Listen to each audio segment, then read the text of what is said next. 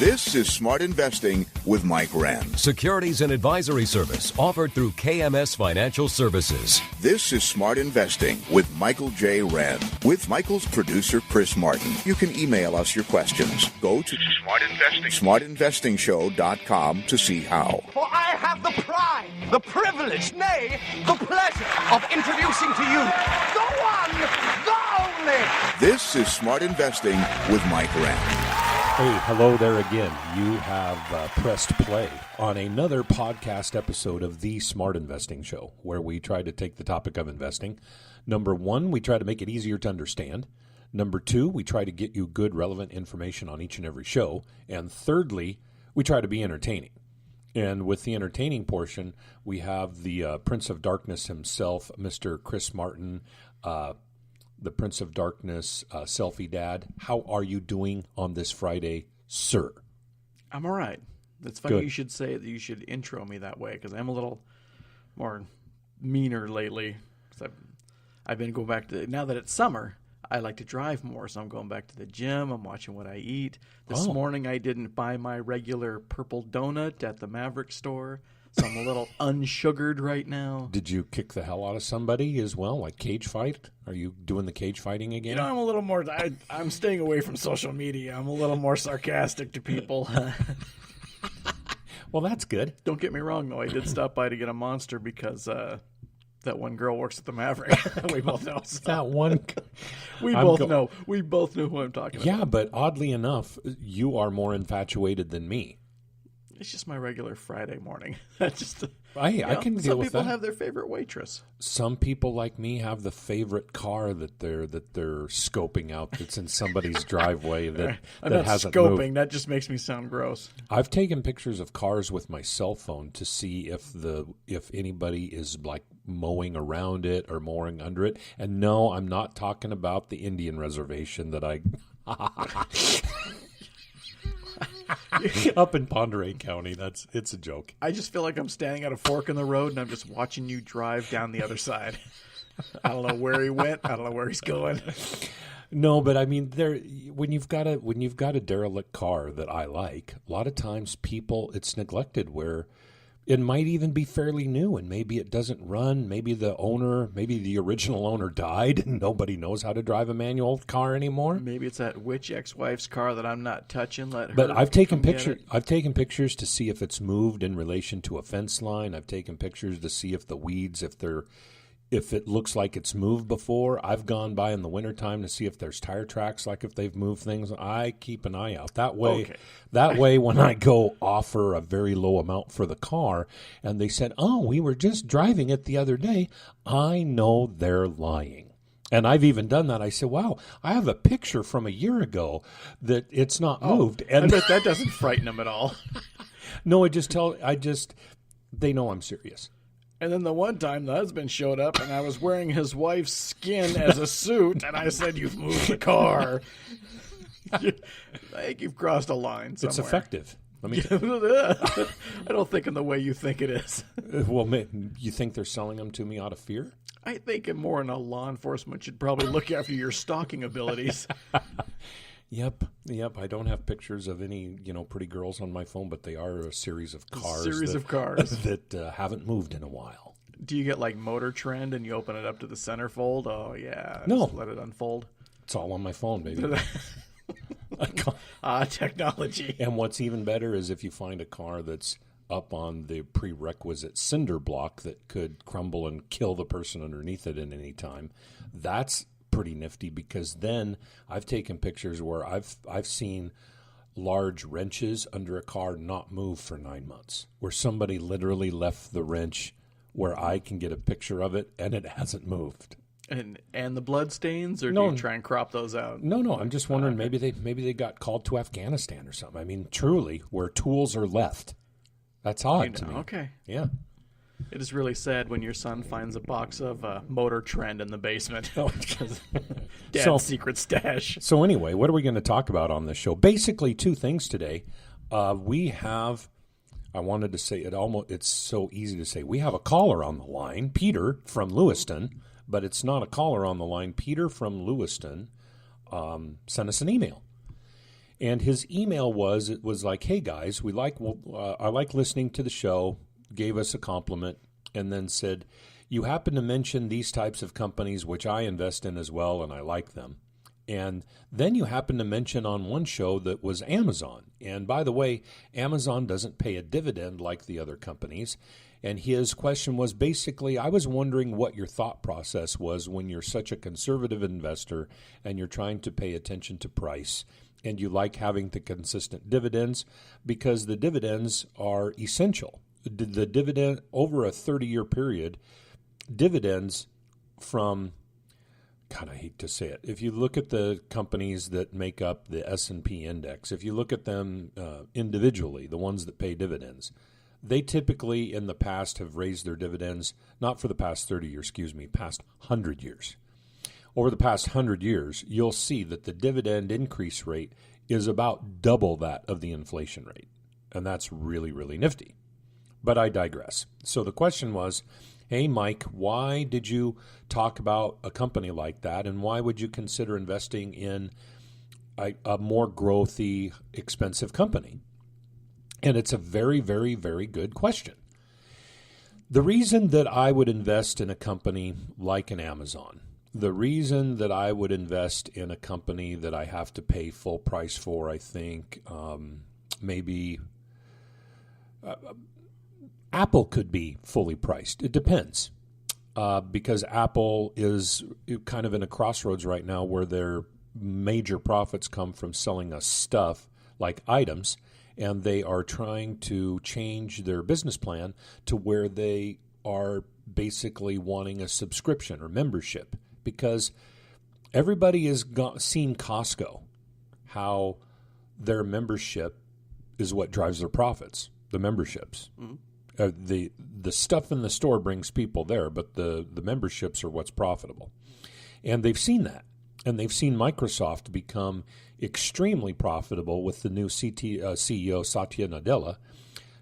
And it's a pretty low bar to jump over when your prior CEO was Stephen, I'm an idiot, Ballmer as the CEO. When he left, the stock went up $2 a share. Just seeing his car leave the parking lot raised the stock. Oh, spite stock. That's what we need. No, a spite price movement. So anyway, the reason is there's certain times when I'm out there shopping, looking for companies. There's certain times when I'm doing this over the last 30 years where I'm in an environment where there are less deals that I can easily find, let's say 10, 15 years ago. It also tends to be an environment to where the general level of earnings are close to fairly valued. And what I'm looking for in an environment right then, it's an easier way to say it this way. If I'm in an environment where really, really smokingly good, fist pounding on the table deals are not as easily found as they were in the past, then I know deductively that more often than not, I might be paying a fair price for a company. So therefore, if I'm not getting a deal, I want to make damn sure I'm getting something good. What is the definition of good? Well, if I'm not getting a scorchingly good deal, and I know that I'm paying something that's a fair price, I know that my holding period might even be longer than the normal 3 to 5 years in order for me to capture a very good gain. And if the holding period is going to be that long, and especially since we're in the environment where it seems like every year the media gets better at making all the news negative news, what I try to tend to is a very, very large trend where I think me and just about anybody that would have breakfast at IHOP with me would agree that the future is bright for this industry or this sort of business.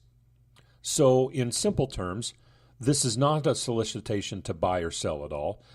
But I think that, for example, McDonald's, I think that you're paying full price for McDonald's. And I think in a decade, they're going to be even better at selling stuff to people than they are now.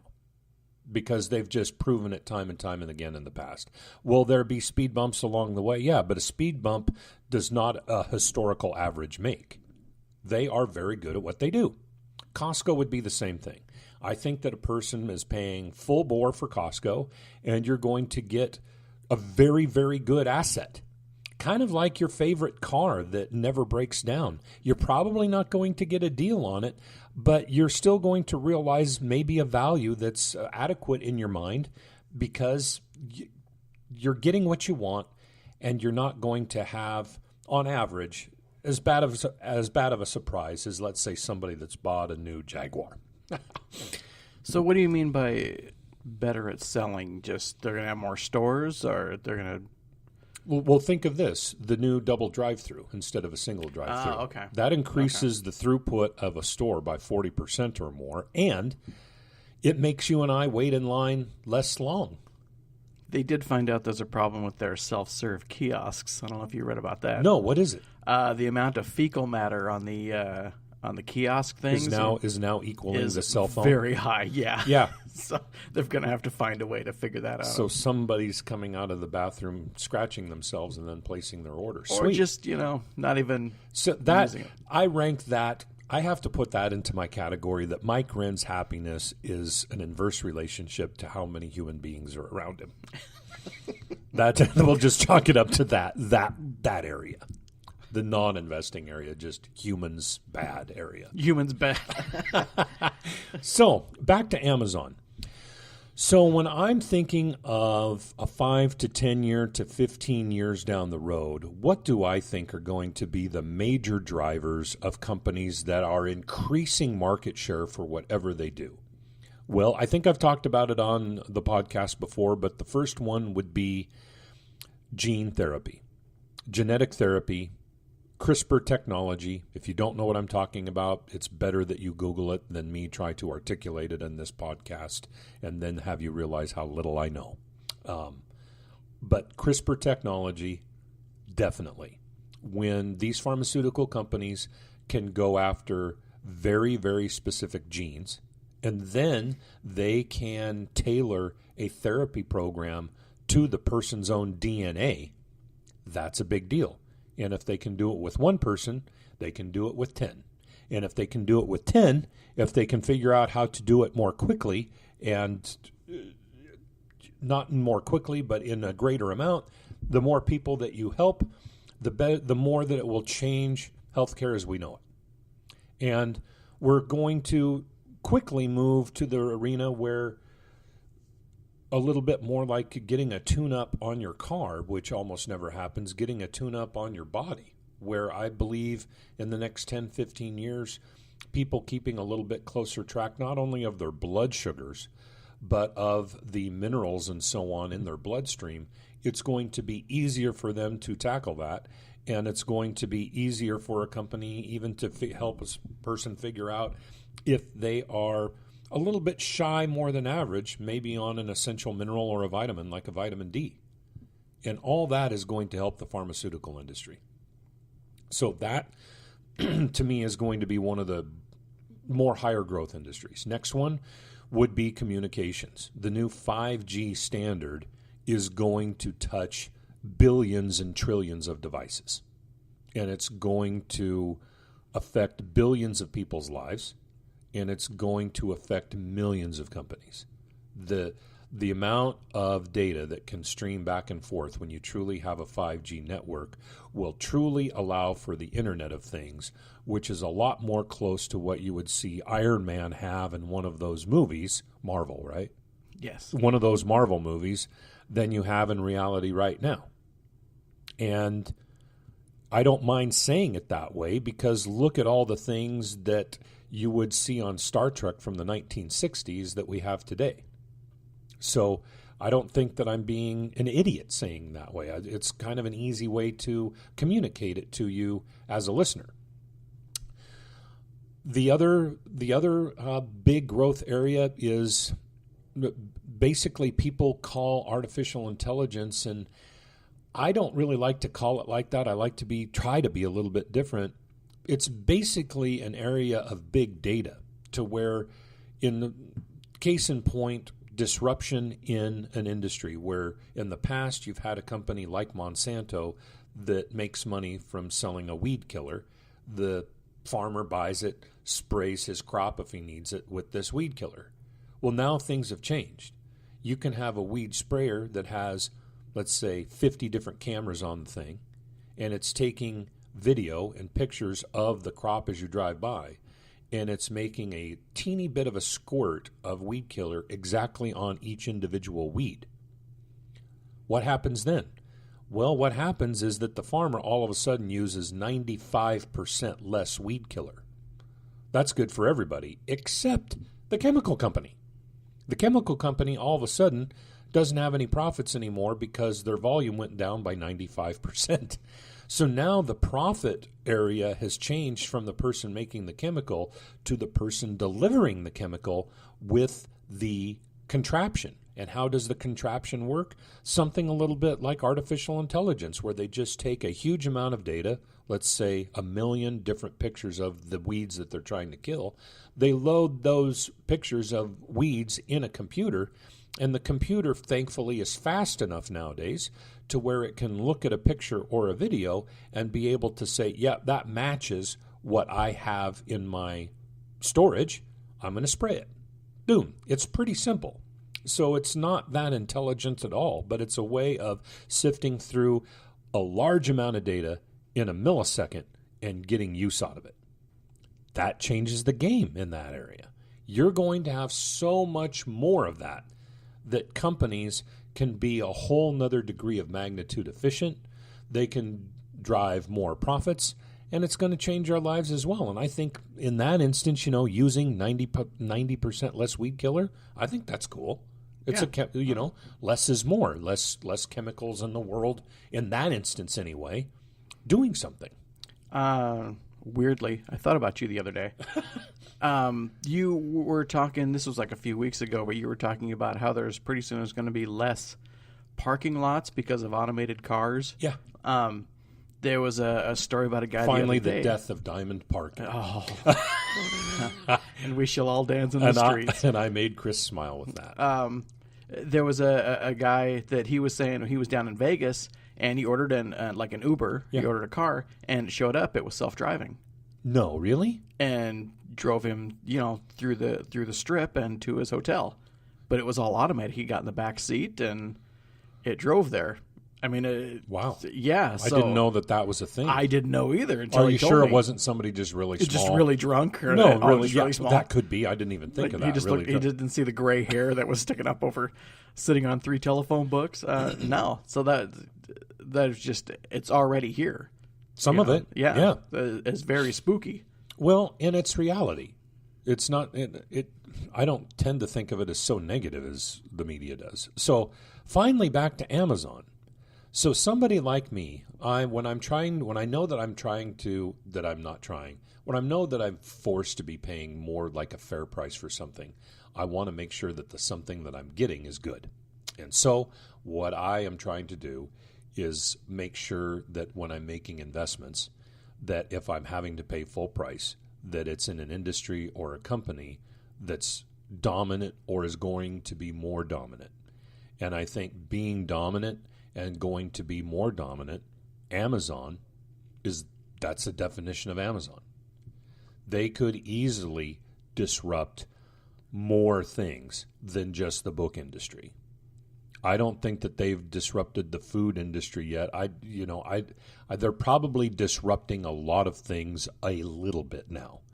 The part of retail sales that they control is a smidgen. It's a smidgen. There's a huge amount of growth there. And so I know that the price per share is expensive. I know that I'm not getting a dividend. And by the way, when I'm starting to add this to certain portfolios of clients where I think that it is suitable, I am not buying a lot. Where normally when I'm investing in a portfolio, I like to make sure that if I'm going to put a new holding in a portfolio, I want to make sure that I have 2% in that new holding. Because anything less than that, it's not really big enough to move the needle. There's risk if I've chose wrong, but I've been doing it so long that my batting average is fairly good, that things are going to work out, and especially if I'm getting a decent dividend. So if I'm adding a new company to a portfolio, it's probably going to be of the weighting of 2% of the portfolio. Something like Amazon, where I'm paying full price, where I'm not getting a dividend, and that is more volatile. And said another way, where everybody in the world knows about it, where me thinking about it, how am I going to think differently about Amazon than everybody else? Well, it's possible, but how is that different thinking going to relate in profits to myself and my client? I have to be real with that. So when I'm having to pay full price for a company, sometimes I'll only add 1% to the portfolio. The theory being that I'm paying full price, so there's more price risk, as well as if that company still continues to grow like it has in the past, then it should very well become 2% of the portfolio just because of its own organic growth over time. And it should get there, I would think, maybe more quickly than a very, very benign, boring company, let's say like a Campbell's Soup. And again, since I'm mentioning these companies, I'll make sure to give you the disclosure that I'm not soliciting that you buy or sell them. They're for discussion purposes only. So, Peter in Lewiston. That is why somebody like me, that is a value investor, at this date and time, where there are more full-price companies available out there than really awesome good deals, I'm trying to make sure that I get extreme quality. And in terms of retail sales, in terms of taking market share and disrupting the whole bloody world on how they do things, I think Jeff Bezos is probably the best at doing that. And that's why that company, I think, deserves an honorable mention in many places, many portfolios. So I think that's a good answer. And did I use up like half the show on that answer probably? About, yeah. Okay. That's all right. Yeah, well, anyway, no, that's You know what? good. We're devoted to our listeners. All four of them. That's right. Just don't all four of you write at once, because that's an hour-long show. Yeah, or a 2-hour-long show. So what else am I going to be talking about? Well, we'll take a teeniest break here, and we'll turn off the podcast, play some sort of a little fun thing, and we'll come back, because the next thing that we're going to be talking about, guess what? Psychology. So I'll be right back. This is Smart Investing with Mike Wren. You listening to the radio and writing with a pen? What decade are we in? I cannot listen to that guy.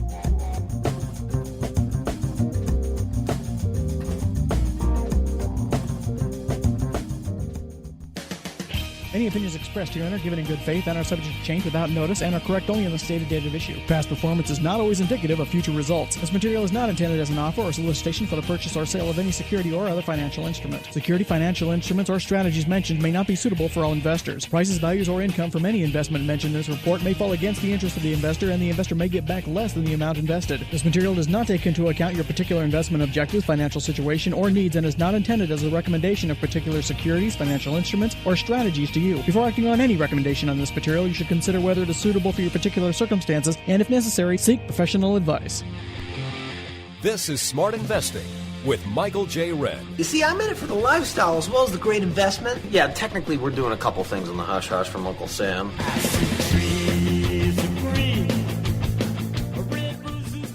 Okay, we're back. Thanks for that break. So let's talk a little bit, let's end the show with a little bit of psychology. Why is it so important? Basically, I'll start out with a statement. Somebody like me, for somebody like you listening to this podcast, I am a walking soldier for you.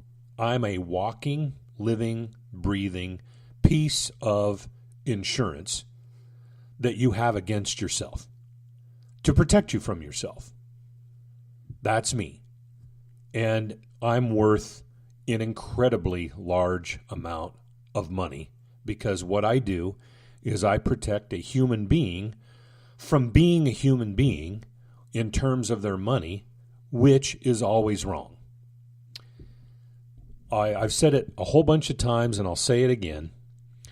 The human brain, what's the one thing that causes you to be a bad investor? If you want me to put an absolute pinpoint on it on the map, It is your right amygdala in your brain. The part of the brain, it's almond-shaped, it's nuclei, it's deep in your brain. Its role is processing emotional responses that typically are fear, anxiety, and aggression. That is what makes you a bad investor. It's your DNA.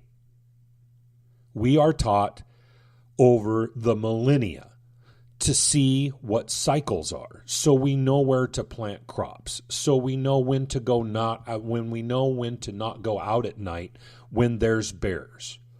What in the savannah when there's lions. You think you want to go traipsing out to go pee in the middle of the night when there's a pride of lions next door? I think not. They can see in the dark. We can't. Okay? So it's that gene when you're sitting at a family reunion and Aunt Carol's eyeing you a little more than she usually does. Your what is it? Fight or flight? Yeah, it's that. And it really, really screws with everybody. Why? Because, number one, we're typically wired more similarly than we would like to think. And that's a lot different than the media, which is trying to separate everybody. Everybody's got their own factions. You've got the guys that have the certain stickers in the back of their pickups or their cars that say they belong to one faction or one tribe. You've got other people that have different stickers on their Subaru Legacies or Foresters that belong to another tribe. You got your Marvel versus DC. Yeah, you've got your Republicans versus Democrats. It's all a game to try to extract your attention, okay? And it's extraordinarily effective, and it's very, very pedestrian and boring to somebody like me, because even though I basically have a better time in my life, the less of the group of humans that are around, present company accepted. And present company. You wouldn't say that if there were like 10 of me in this room right now. No, you're right. No, I'm kidding. But that I can see. I care. I guess the reason that I bring it up is if somebody has lost a loved one, I really care. If somebody's scared of the future in terms of their money, I care about that. I realize that what they're feeling is very, very real because I know they're not faking it. I know that they're truly scared. I know that there's tons of anxiety. Just like when we were talking about having kids at home. When you're trying to, strip down the fear of a child, that's hard to do, and you know that they're not faking it. They're not I guess they could do it for attention, but you know what I'm talking about. When it's real fear, they're not seeking attention, they're seeking safety. And I know when clients are trying to get reassurance, I know that it's very real. I know that it's not something preschool where they're just wanting attention. I imagine there could be somebody, but I mean, it's not that. They're truly seeking some safety, some peace. And I can speak to it very, very easily because I deal with it on a daily manner and I see it with my own eyes. And I've experienced it over 30 years that us being human beings, let's even say Americans, we're much more wired, much more similarly than the media or that's drinking in the media might tend to think. None of us are going to get out of this alive. Okay? And life can be really hard for most of us at certain periods of time in the world. And I get that. And I realize that I don't know what a person's triggers are. But I do know that there are triggers, and I do know what happens after they have been enacted. So your nature, you being human, that means 99% of the time, or what I see in my practice, it means about 96% of the time, you're a bad investor at some point, and it's going to pick your pocket. It's a complex of fatal misconceptions and diminished capacities being a human. You're talking about cognitive biases. They prevent the rational processing and the rational decision-making of what truly is reality. Let's go to something that people will snicker about. I'm always bitching and complaining about the salt on the roads. Okay, what's more effective, salt on the roads or teaching people how to drive and then them learning from their mistakes? The latter. So I have to have my car rust away so my neighbor doesn't wreck into the guardrail because they haven't learned how to drive in the snow and ice. I don't think that that's a fair trade-off, but that's looking at truly reality and trying to change it. Okay? I also realize that this is emotional. And what sets me apart from almost all of my competitors is that there's no amount of education, investor education. There's no amount of meetings. There's no amount of anything I can do of giving you information that's going to change your behavior. That's why this podcast does not talk about the level of the Dow, the level of the S&P, where I don't talk about charts, where I don't talk about whatever. Let's look in the media. Back in December, the media was telling you that it was the worst December since like 1987 and that the bear market is coming. 40 days later, the same media has turned the corner and said, oh, by the way, the bear market's still going. Without even an apology, without even missing a step, because everything's negative to them. So I realize that there's no amount of information that I could give you that you all of a sudden say, well, Jesus, yes, it's obvious right now. I'm going to immediately quit panicking, and I'm just going to own these good companies for as long as I can, and I can just be like Rip Van Winkle. And when I wake up, I won't even have known that there was a 2007, 2008 that happened because everything truly is okay. I know that you're never going to do that. So, where do we go? Well, the thing is me knowing that you're never going to behave that way 100% of the time is what makes me so valuable, because I am ready, willing, and able to be the reassuring factor at the drop of a hat, at a phone call, at a nudge from a client that wants a little bit more reassuring. I'm even taking it to the next level, that when I see little pre-tremors that always happen before the major earthquake, I start acting. This time it's different. That's something that everybody likes to think. It's not different. You're not so important. Just because you're retiring or thinking of not working anymore, all of your senses become enhanced as to all of the fears that you have and all the things that you think that can go wrong, all the contingencies. They haven't changed. You have. And I try to help you deal with that. Here's something else that I know that you, the listener, this is how you feel. Losing money feels twice as bad as making money feels good. I'll say it again. Losing money feels way worse to you, more than twice, than making money feels good. You get a certain dose of hormones from making money. You get a certain dose of hormones from losing money, or what you even think might be losing money. Let's reduce it down to even more simple. You get a piece of paper 1 month, your statement, where your account went up. You get a dose of hormones of a certain amount. The next month, you get a statement that went down by the same amount that the prior month went up. You get a certain level of hormone dose. Just happens to be that certain level of hormone dose that you get, you're feeling when that thing goes down, is more than twice as bad as when you feel good. There you go. Why else do you think that everybody in the world is willing almost to listen to an insurance salesperson try to reassure that situation with their product? Something that gives them a guarantee. Because they have moved, they're just concentrating on your fear. And maybe they're doing it from a good position. Maybe they're truly trying to help you. Maybe they realize that they've seen in the past that they can't educate you into good behavior, so they're trying to get you a product that will protect you.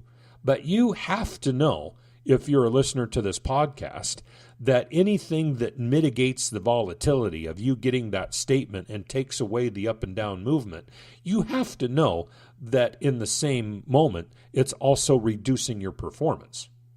You can't have both. If you could have both, I would own my own island by now. I would own my own country. I would be benevolent dictator with a big fluffy white cat on my lap. Mike-a-stan. Yeah. I mean, we know that it's not true. You can't have both. So I know that you're human, and that means that you're flawed. I'm flawed too. It just happens to be that my flaws happen to be with different stuff rather than money and investing. I don't know why it is. It just is. And there's so few of me out there compared to all the rest of you that you really only have a choice. You can choose to get help from me, or you can choose to deal with the dark side, to deal with the Sith Lord sitting across the table from. I'm just kidding. Remember this too. While you're thinking of all this, over a 30-year period, your dollar is going to lose about 60% of your purchasing power. So if you're intending on retiring early, which I think that you should do if you have enough money, if it sounds enjoyable to you, more than likely you'll be alive for 30 years. So the amount that we start with 30 years later is going to be worth only 40% of what we start with. So that's how come I always like playing offense, okay? That's why I don't use fixed income investments for the most part. That's why if somebody wants to be safe, I typically tell them how much cash do they need in order to feel for that safety to creep into them, and they tell me the amount, and that's where we start. Because guess what? It's an emotional answer. It's not a mathematical one. So you being human means that you're typically set in a mike.wren at the kitchen table at dinner time. You're going to be a shitty investor. If you're human, that's just the way it is. And you can't overcome that with information. You can't overcome it with the internet. You can't overcome it with an index fund. You have to overcome it by dealing with your behavior and maybe working with somebody like me that knows how to deal with that psychological situation. Anyway, I think that's it, Chris. If we were going to go to the full length of the show, I'd just be repeating myself. I just think, going back to that, I think it's human nature that if we get money, we're lucky. We bet on a game. We won a lottery ticket. When we lose money, it's our fault. We beat ourselves up. It's my fault. I lost that money. That's me. You're right. Or if we haven't made as much money as our neighbor, it's the fear of losing out. The fear of also being thought of as maybe what did stupid. they do? Yeah. I'm so dumb. What did they do better? You're exactly right. He cut his finger off in the lawnmower. How can he be making more money than me? I had that when I was growing up in school because I was a late bloomer, and it's like, how can I ace all of my tests and not even be able to closely hit this baseball going? Why am I even afraid of the baseball whizzing by my face? And yet Cro-Magnon man that already has armpit hair can barely enunciate the vowels in the language, can hit the hell out of the baseball. He spells baseball with no vowels. Life is unfair. Or life can be different, yeah. We all have our own things. I think that might have been a memory from middle school. You think? It might have been. It was a little spot on. Anyway, thanks for listening to the show. We'll try to be back again in another week with another podcast.